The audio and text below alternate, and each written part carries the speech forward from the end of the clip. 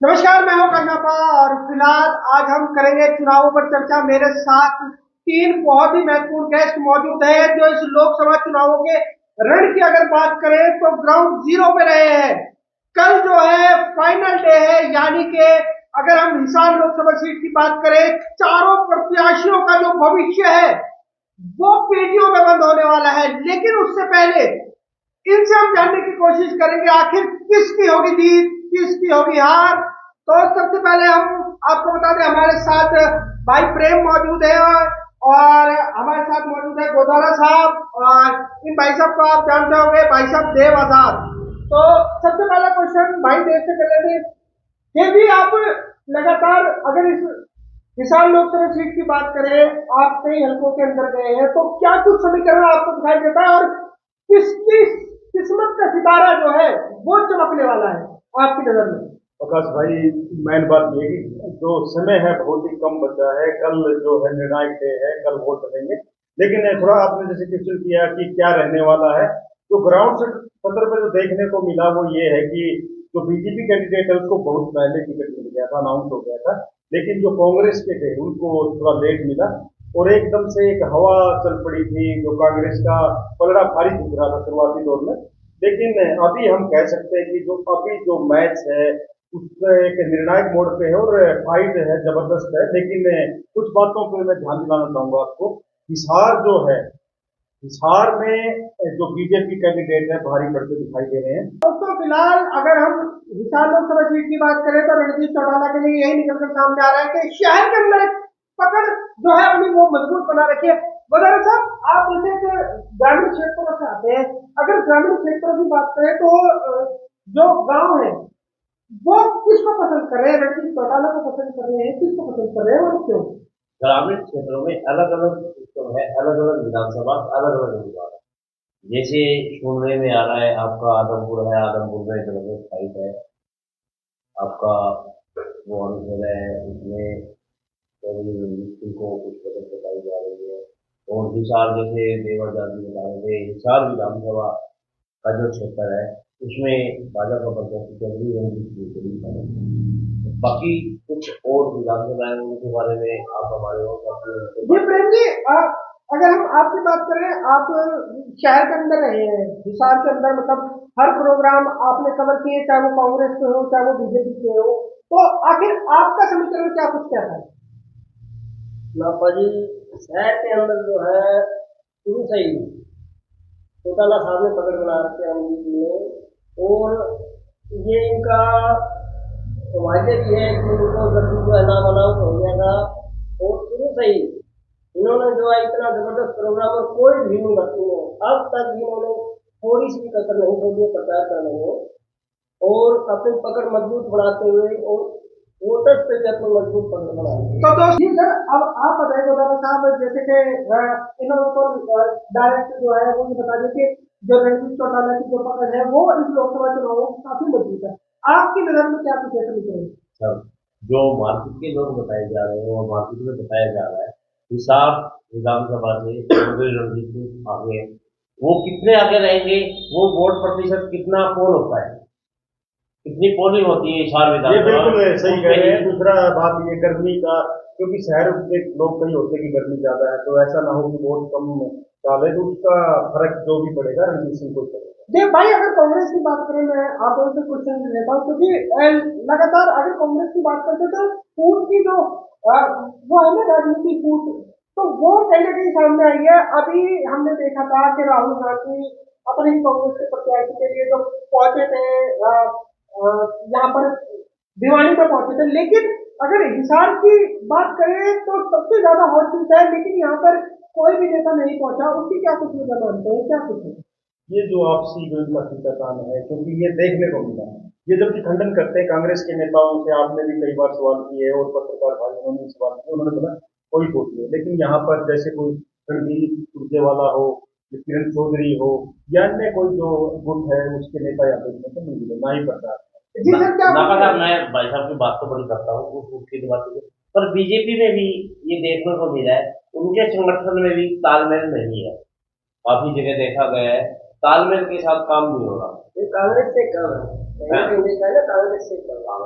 यानी कि कांग्रेस में ज्यादा है। हाँ, वहाँ ज्यादा है, पर है बीजेपी में भी तालमेल नहीं है आपस में। अच्छा मगर साहब अभी एक वीडियो वायरल हुआ था बड़े मंच पर जो है राहुल गांधी के सामने जो है वो कांग्रेस के जितने नेता आपस में भिड़ गए, उंगलियां दिखा दिखा कर बात कर रहे थे, तो कहीं ना कहीं ये नहीं दर्शाता कि मतलब कांग्रेस जो है वो ग्राउंड पे पकड़ नहीं कर पाई। इस बात के बारे में हम नहीं कह सकते, क्योंकि आजकल एडिटिंग का जमाना है, पता नहीं कौन किसने कैसे एडिट किया है, कब किया है, कैसे किया है, इसके बारे में नहीं, नहीं, देखो मैं एक चीज नजर आ रहे हैं वीडियो। नाराजगी तो है, वहां पर भी नाराजगी है, जो टिकट मिली है किरण चौधरी को नहीं मिल पाई, नाम की जो बेटी को किसको मिलना था जो वो नहीं मिल पाई, नाराजगी तो है।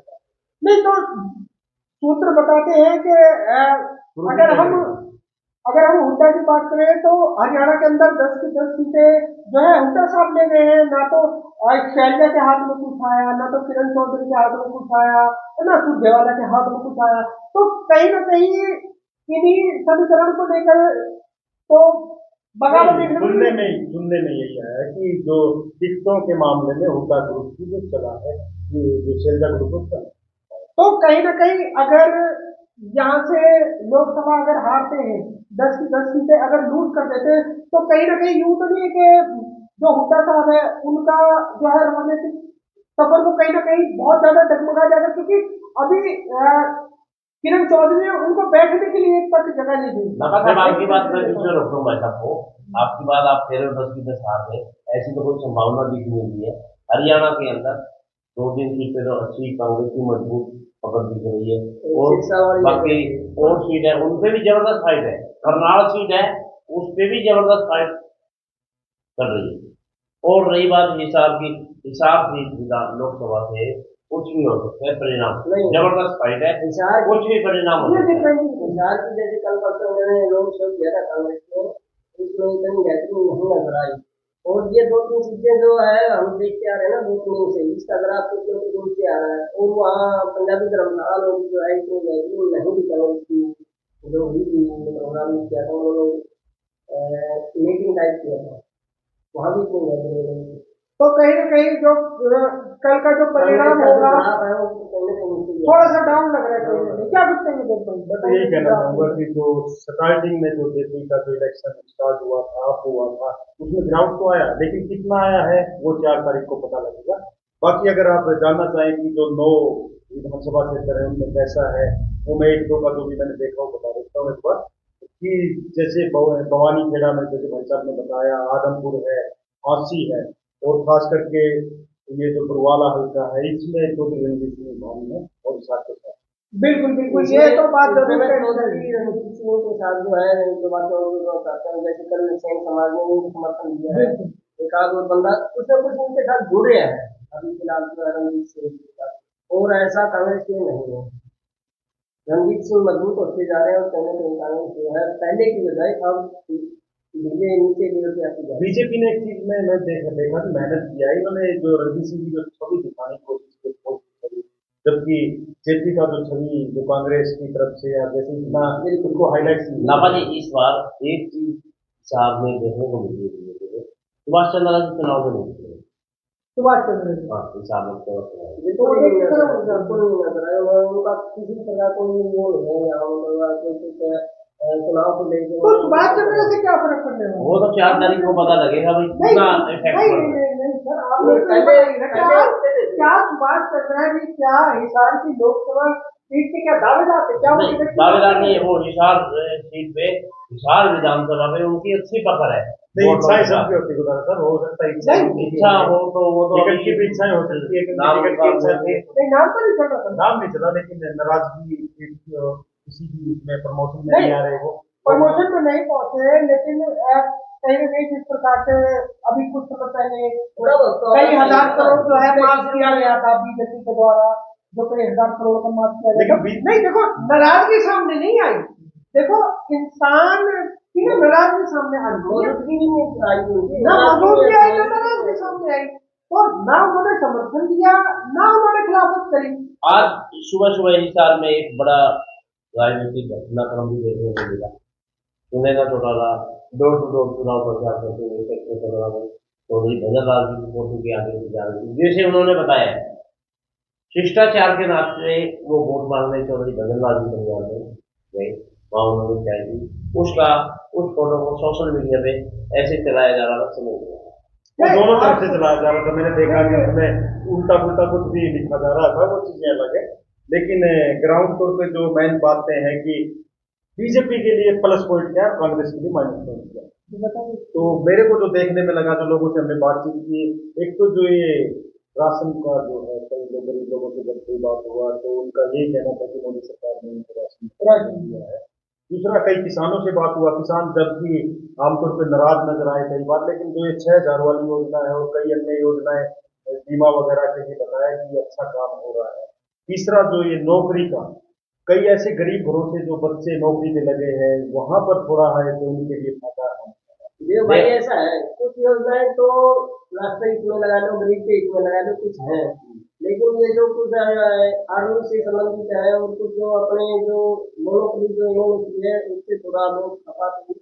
अब देखो लोग क्या करते हैं, क्या लोग आता होगा। जो सरपंचों के साथ हुआ और किसानों के साथ हुआ, उससे देहात में, ग्रामीण अंचल में नाराजगी तो है, पर वो नाराजगी वोट में कितनी कन्वर्ट होती है वो 4 तारीख को ही लेकिन पता एक चीज मैं थोड़ा इसे बीच में रोकना चाहूंगा, नाराजगी तो भारी, बहुत ज्यादा नाराजगी लेकिन स्टार्टिंग काफी दौर हद में। तक, लेकिन अब ये मैं रणजीत सिंह की मेहनत बताऊं या जो बीजेपी का एक जो इनका सिस्टम है उसकी मेहनत बताऊं, नाराजगी में कमी है। दे भाई, सिस्टम में तो उनके पकड़ नहीं थी।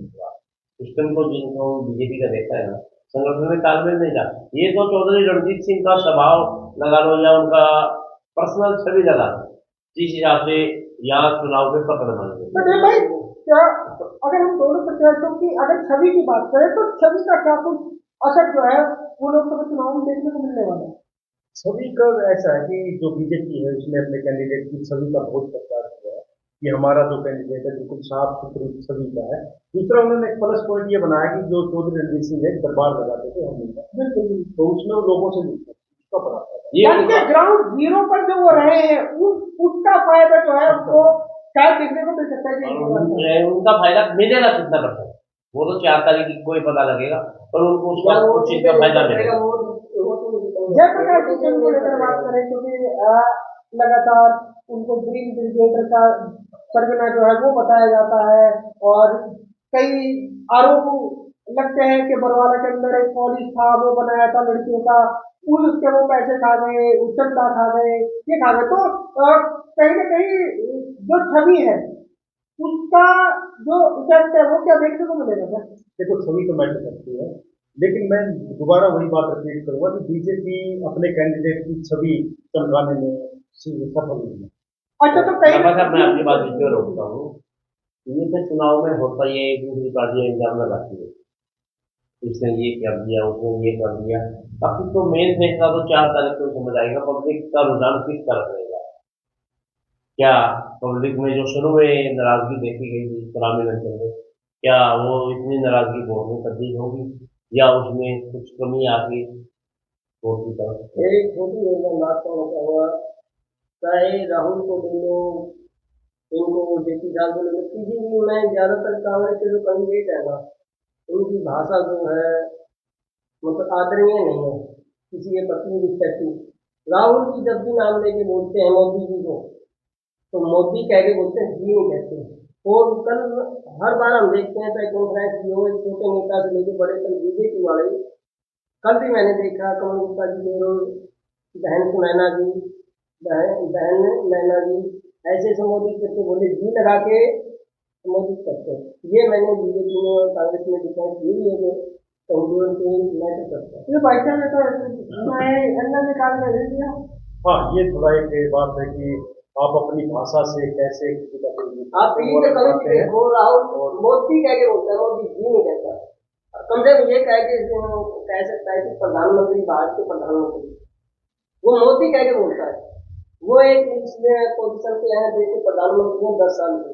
चलिए अब हम बात करते हैं अपना कमेंट टॉपिक, मेन जो टॉपिक है अपना, उसके बात करते हैं जो क्या होने वाला है। हाँ, तो कल किसकी किस्मत जो है जागने वाली है, क्या कुछ होने वाला है? मैंने जैसे बताया था आपको, हांसी, भवानी खेड़ा, आदमपुर और बरवाला, वहां पर चौधरी रणजीत सिंह बहुत बढ़त बनाई है, खास करके हिसार में भी। लेकिन हिसार की बढ़त कितनी मिलेगी वो सबसे बड़ा फैक्टर होगा। अगर छार की बढ़त एक अच्छी बढ़त मिल जाती है तो चौधरी ये रणजीत सिंह बिल्कुल भाई साहब 3 अंक और दिए काफी है, तीन- नारनौल है, उतराना है, जिक्र करेंगे पुराना उसका। है, उनमें कितनी बढ़त मिलती है और कितना जयप्रकाश जी उसमें बढ़त लेते हैं। लेकिन एक बात उसमें हुआ जो आपने जिन हल्कों का नाम लिया है वहां पर चौधरी रणजीत सिंह बहुत पिछड़े नजर आ रहे थे बिल्कुल, लेकिन वहां के कुछ कैंडिडेट ऐसे हैं जो कि समर्थन दिए। नारनौल से अभी रामकुमार गौतम ने समर्थन दिया है, उसका कितना असर होगा वो नारनौल से देखने को मिलेगा। और फिर नारनौल में बीजेपी ने मेहनत भी की है कि लोगों से जुड़े हुए, उसका असर जरूर देखने को तो मिलेगा। दोस्तों एक बात जरूर है, सबसे पहले आपको पार्टी के नाम पर वोट मिलते हैं, उसके बाद जो है प्रत्याशी की छवि को लेकर वोट मिलते हैं। अगर हम रणजीत चौटाला की बात करें तो दोनों ही उनके पास प्लस पॉइंट है, उनकी छवि भी बहुत अच्छी है और उसके साथ साथ जो पार्टी का जो सिंबल है वो भी कहीं ना कहीं जो है वो मदद करने वाला है। लेकिन अगर हम कांग्रेस की बात करते हैं तो भाई साहब आपसे मैं जानना चाहता हूँ, क्योंकि अगर हम जेपी की बात करते हैं, वो मेरे ख्याल से 3 बार यहाँ से वो रहे हैं, सांसद रहे हैं, तो ऐसा उन्होंने आज तक क्या किया है जो लोग उनको सदियों तक याद रखेंगे? क्योंकि आप यहाँ पे कई साल से हो, मेरे को 4 साल हुए भाई हैं। साहब आप ये बताओ, और सर जिन मान लो आप जेपी ने क्या किया? हाँ, जेपी ने क्या किया? सर पर्सनली तो कोई भी सांसद आज तक ये नहीं भी आपने देखा है कितना काम करता है, सरकार की तरफ से काम होते हैं, वो होते रहते हैं। भाई साहब पर अगर बरवाला आप ये बताओ, आप बताओ जो पीछे यहाँ सांसद थे उन्होंने क्या काम? उन्होंने कुछ भी काम नहीं किया। उससे लेकिन वो लेकिन बात सही है। बरवाले की अगर लेकिन बात मैं करें ना, सुनो, बरवाले की बात करें ना तो बरवाले में हमने भी रिपोर्टिंग करी थी, वहां पर जिस प्रकार से पानी की निकासी नहीं हो पाती ना, उसका सीधा सीधा जिम्मेदार बरवाला वाले जेपी को मानते, जयप्रकाश को मानते, क्योंकि उस समय जो पाइपलाइन डली थी उसके अंदर इतना भ्रष्टाचार हुआ था कि वो पाइपलाइन जो है वो सही से नहीं डल पाई और उसका खामियाजा जो है भाजपा को पूरे 10 साल जो है वो भुगतना पड़ा। जी सर क्या कहते हैं? इसके बारे में मेरे को जानकारी नहीं है, लेकिन जैसे दो हल्कों के बारे में बताना पड़ रहा जाता है, उचाना और उकराना। उचाना जो है आमतौर पर देखा होगा आपने, चौधरी वीरेंद्र सिंह है, जितिन चौटाला का चल रहा है, वहां से लड़ते रहे हैं। और जो उकलाना है, उकलाना में एक चीज देखने को जरूरी है, एक चीज देखनी जरूरी है कि जो कुमारी शैलजा है उसका वो ग्रह क्षेत्र है और वो वहाँ जयप्रकाश को वोट करा पाएगी या नहीं करा पाएगी, कुछ गाँव में उसका नहीं रह सकते। जी सर क्या कहेंगे, क्या लगता है तुम्हारी शैलजा हेल्प करने वाली है जयप्रकाश की?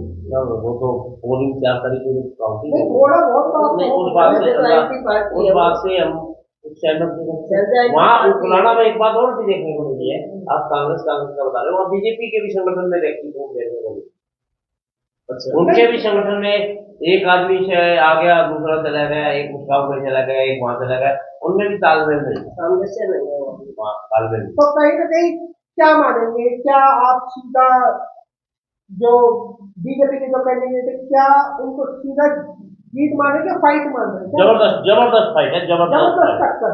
जबरदस्त टक्कर। अगर वोटों की और अगर मैं बात बीच में करें तो एक मिनट रोकना चाहूंगा कि बीच में जो उचाना हल्का की बात हाँ। कि वहाँ जो चौधरी वीरेंद्र सिंह का ग्रह क्षेत्र है, खास बात ये वही बात यहाँ पर मैटर करती है, क्या चौधरी वीरेंद्र सिंह जेपी को वोट दिलाएंगे?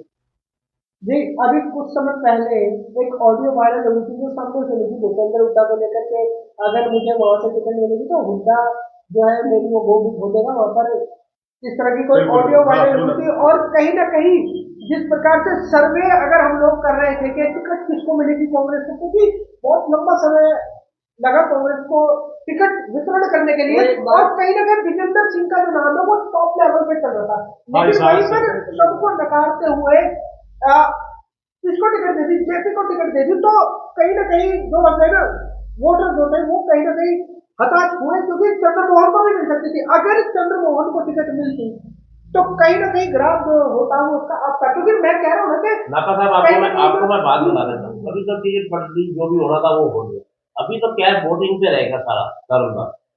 हाँ, ग्रामीण अंचल में कितने % वोटिंग होती है और शहरी अंचल में कितने, शहर में कितना, देहात में कितना रहेगा, शहर में कितना। एक और है, हमें ये भी नहीं लगता है वीरेंद्र जी उनको कोऑपरेट कर पाएंगे।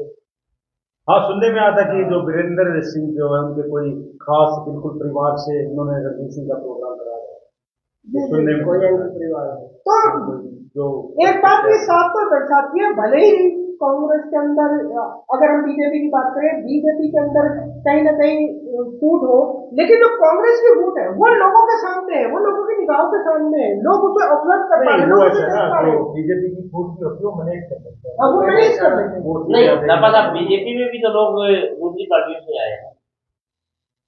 हाँ ये तो है। नहीं, ये तो मैं आपकी बात मानता हूँ, बिल्कुल। बीजेपी से जो भी आए हैं, अगर हम आज कैंडिडेट की बात करें, वो कांग्रेस के लिए हुए हैं।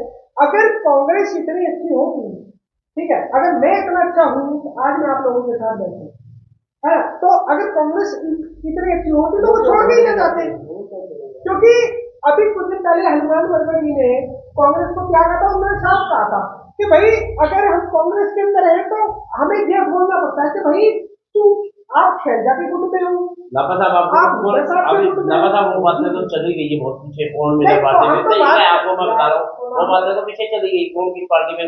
कल का वोटिंग का क्या रहेगा, अगर तापमान कितने % रहता है, मौसम कितना गर्म रहेगा, पब्लिक वोट कितना डालेगी, ग्रामीण अंचल में कितना होगा, बिल्कुल। शहरी में कितना होगा, मेन हार जीत उसी में फैसला होगा। ये एक छोटी बात होती है, कुछ साइलेंट वोट होते हैं, वो किस साइड में जाएंगे उसके ऊपर बहुत बड़ी बात तो है। Silent दोस्तों, vote जो है लगातार जो है एक वोटर जो है वो चिल्ला चिल्ला के कहता है कि भाई मैं तो इसको सपोर्ट करूंगा, मैं तो इसको सपोर्ट करूंगा, लेकिन अगर हरियाणा की राजनीति की बात करें तो यहाँ पर साइलेंट वोटर है।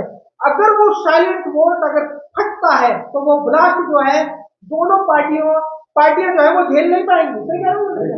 लेकिन उसकी जो साइलेंट वोट है ना उसकी ताकत अलग है, वो जब दबेगा ना बटन तब पता लगेगा। वो पता तब लगेगा किस तरफ करवट उसने दिया है और किस तरफ वो गया है, और जैसे जैसे पोलिंग बढ़ेगी शाम तक वो क्लियर हो जाएगा भाई क्या रुझान रहा है। और बाकी तो जो ओपन है ना वो तो है ही है, और जो साइलेंट वोट है ना कितना है और किस तरफ जाएगा ये मैटर नहीं करता है कल के चुनाव में। तो कहीं ना कहीं जो साइलेंट वोटर है वो इन प्रत्याशियों की जो किस्मत है उसका चुनाव करने वाला है कि आखिर कौन वो 15 करने वाला है। लेकिन एक चीज मैं बताना चाहूंगा कि जो इलेक्शन है, जो चुनाव है, पिछले चुनाव की तरह बिल्कुल नहीं है। पिछली बार या उससे पिछली बार बीजेपी को इतना मेहनत करना नहीं पड़ा था, और जो इलेक्शन था बिल्कुल एक तरफा था, लेकिन इस बार बीजेपी को बहुत मेहनत भी करना पड़ा है। और जैसा कि बताया कि 4 तारीख को पूरा क्लियर होगा, लेकिन मैं अपना आकलन बता देता हूँ जल्दी से कि आज के दिन चौधरी रणजीत सिंह बढ़त बनाए हुए लग रहे हैं, लेकिन जैसा बताया कि वातावरण में क्या रहेगा, वोटिंग परसेंटेज कितना रहेगा, वो निर्णायक बनेगा। चलो बदल साहब, ये छोटा अगर हम छोटा उदाहरण जानते हैं, हर एक बंदे से हम ये चाहते हैं कि ये डिफरेंस अगर जीत और हार का रहेगा तो कितना रहेगा, चलिए मिनिमम और मैक्सिमम दोनों में चल जाएगा। चलिए मैं गुजरात साहब से आखिरी क्वेश्चन ले लेता हूँ। अगर हम पिछले लोकसभा चुनाव की बात करें तो मोदी फैक्टर जो है बहुत हाई था, क्या इस बार जो है मोदी फैक्टर लोगों के अंदर क्या जगह नहीं बना पाया? कहाँ बना है आप बताओ। तो मैं आपको पूछ रहा हूँ, आपको नाराज है? करनाल लोकसभा के अंदर हरियाणा के पूर्व मुख्यमंत्री मनोहर लाल जी जो हरियाणा के 9 साल तक सीएम रहे हैं, उनको घर घर जाके वोट की अपील करनी पड़ी, उनको कितनी मेहनत करनी पड़ी, लास्ट टाइम उनको अपना हल्का भी नहीं छोड़ने देंगे। नहीं तो कहीं ना वो तो कहीं जो उनको जो मुख्यमंत्री रहते हैं जो उन्होंने लोगों से थोड़ा कम कांटेक्ट रखा, जो कार्यकर्ताओं को तवज्जो नहीं दी, उसका फल वहाँ पे करनाल के अंदर जबरदस्त फाइट है। बिल्कुल है, मना कौन करेंगे। तो ये भाई कल के लिए हमारे जो व्यूअर्स है वो तो की अपील करना चाहेंगे। हाँ, कल के लिए मैं कहना चाहूंगा बिल्कुल साफ तौर पे कि आपको लगता है किसी जिस भी लीडर की नीयत में लगता है आपको वोट, उसको मतदान करके मार दो चोट। अगर आप चाहते हो कि हर मनुष्य आदमी के जेब में हो नोट, तो कल जरूर करें एक अच्छे आदमी को वोट। तो दोस्तों एक बहुत बड़ी बात ये थी सर, आप सभी दर्शकों से और सभी व्यूअरों से एक ही अपील है, कल घर से निकले और देश की तरक्की के लिए अपना मतदान जरूर करें, चाहे वो किसी भी उम्मीदवार को करें, अपने मनपसंद उम्मीदवार को मतदान करें, पर मतदान जरूर करें। हमारा भी सब वोटर्स को ये जो है संदेश है और प्रार्थना भी है कि अपने जो मतदान जरूर करें, कोशिश करें अपने आस पड़ोस के साथी को भी जरूर लेके जाएं, बुजुर्ग को जो जाने लायक है उसको वो मतदान केंद्र तक जरूर लेके जाएं और कोशिश करें ज़्यादा से ज़्यादा मतदान करें। तो दोस्तों अंत में आपसे यही अपील है, आप चाहे किसी को वोट करें, लेकिन अपने मत का इस्तेमाल जरूर करें, अपने वोट का इस्तेमाल जरूर करें, क्योंकि उससे ये होगा कि एक अच्छा जो कैंडिडेट है वो जरूर इस हिसार लोकसभा के अंदर मजबूती से आएगा। हमसे हमारी आप लोगों से यही अपील है कि मतदान का इस्तेमाल जरूर करें। तो दोस्तों अपनी वाणी को हम देते हैं विराम, बहुत जल्द मिलेंगे दूसरे किसी अपडेट के साथ। जब तक के लिए सभी दर्शकों का जुड़ने के लिए बहुत बहुत धन्यवाद। धन्यवाद।